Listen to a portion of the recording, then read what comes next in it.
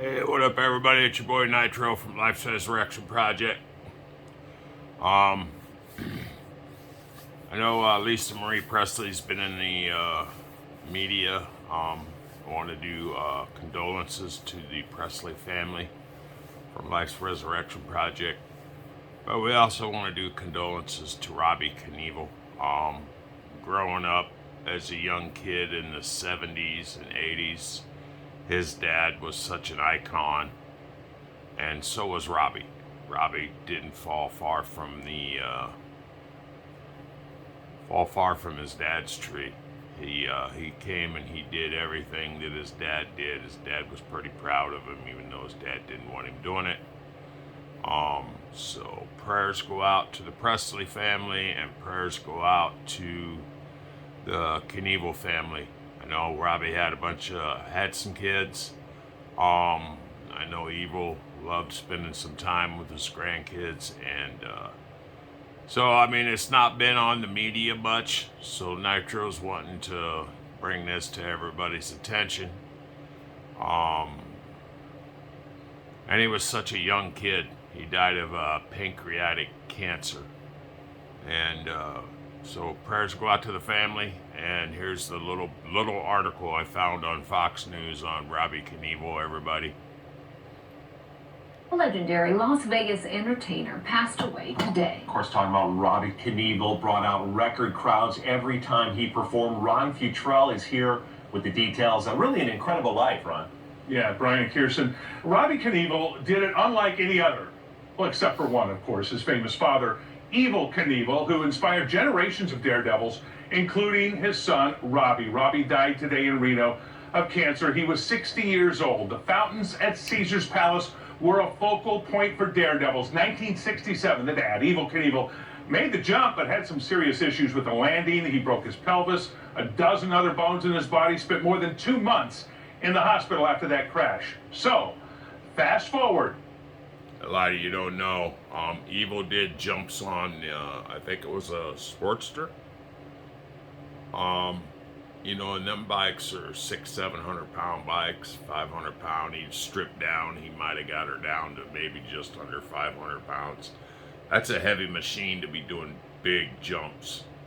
And then Robbie came back with, I think it was a 500cc, was it a Yamaha or Kawai?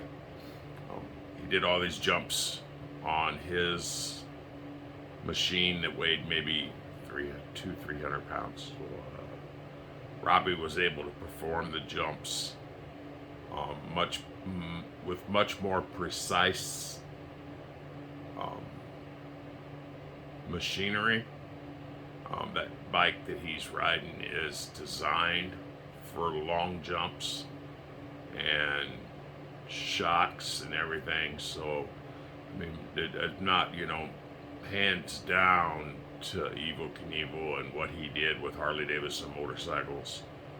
But Robbie, you got to give him credit too, hands down to the sponsors and everybody that stepped up for all the jumps that he did.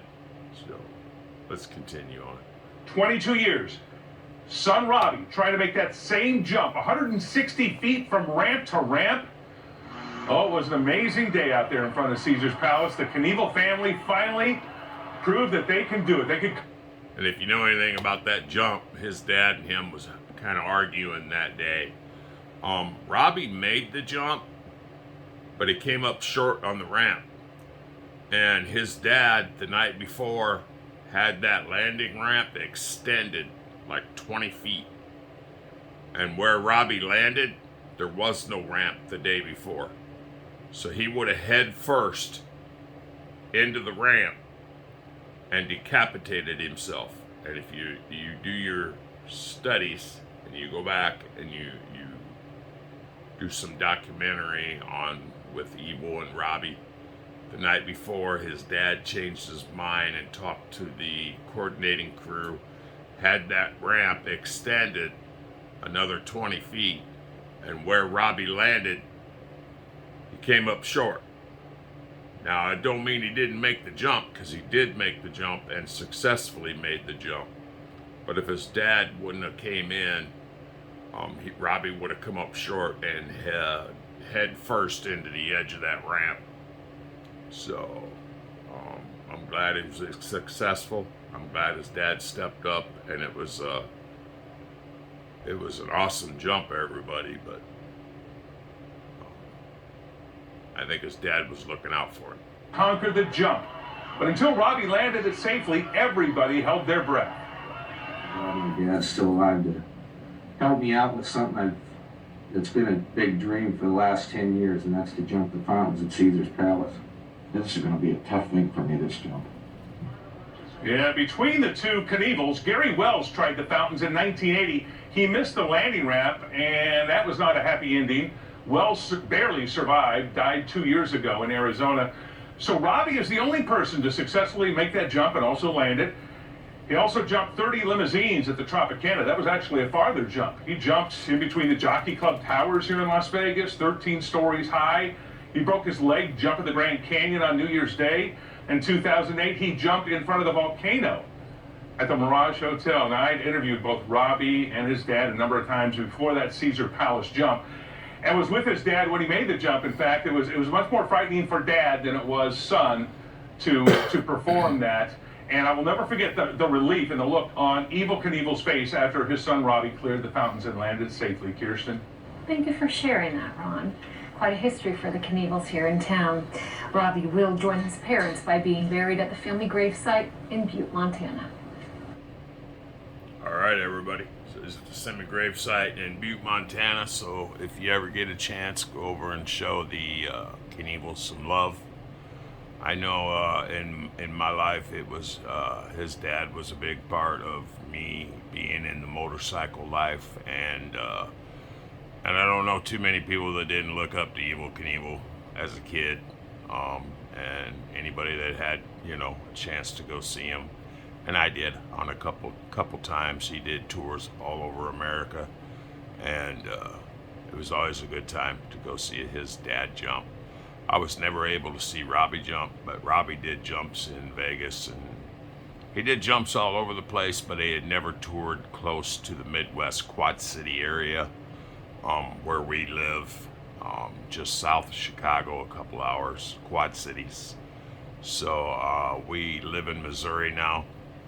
We're kind of hidden away from big city life. It's kind of the way we like it. Is that right, Mommy? You want to say hi to everybody, Mommy? Okay. Hi, everybody. Like, subscribe, and share. Yes, please like, subscribe, and share. And we are also trying to get to 5,000 subscribers by June and 10,000 by January. If we do get to the 5,000, we'll be giving away a free coffee mug. Yeah, so we're starting with coffee mugs. We're going to start slow. So if the coffee mugs work out good and we get rid of them, then we're going to use that money to buy a t-shirt press, everybody. So, all right, everybody, like, subscribe, and share, and we'll catch you on the next one. Bye. Bye.